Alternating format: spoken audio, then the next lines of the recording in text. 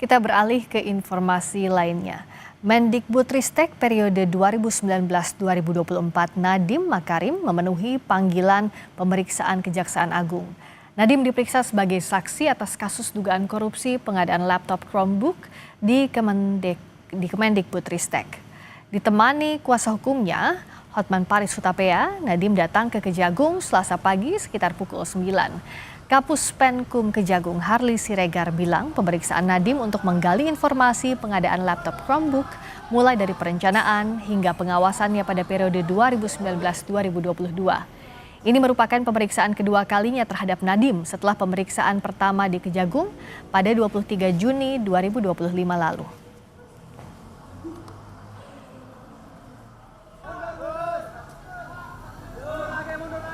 Sekitar pukul 9 ya, yang bersangkutan sudah datang dan memenuhi panggilan dari penyidik untuk diperiksa sebagai saksi.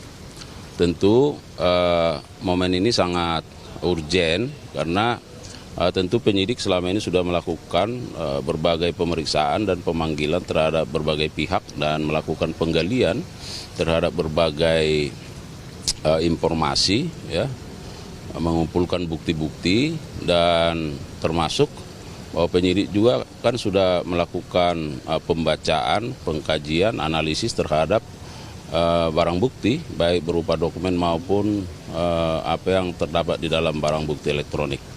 Selain pendalaman terhadap berbagai informasi juga barangkali konfirmasi ya. Nah, antara lain terkait dengan bagaimana fungsi-fungsi pengawasan ya yang dilakukan dalam konteks bagaimana pengadaan Chromebook ini ya, baik dari sisi perencanaannya, pelaksanaan hingga kondisi saat ini. Dan sebelumnya Kejagung menggeledah kantor Gotoh atas kasus dugaan korupsi program digitalisasi periode 2019-2022. Kejagung memastikan penggeledahan dilakukan untuk mencari informasi yang signifikan soal bukti dugaan korupsi pengadaan laptop di Kemendikbudristek yang saat itu dipimpin Nadiem Makarim.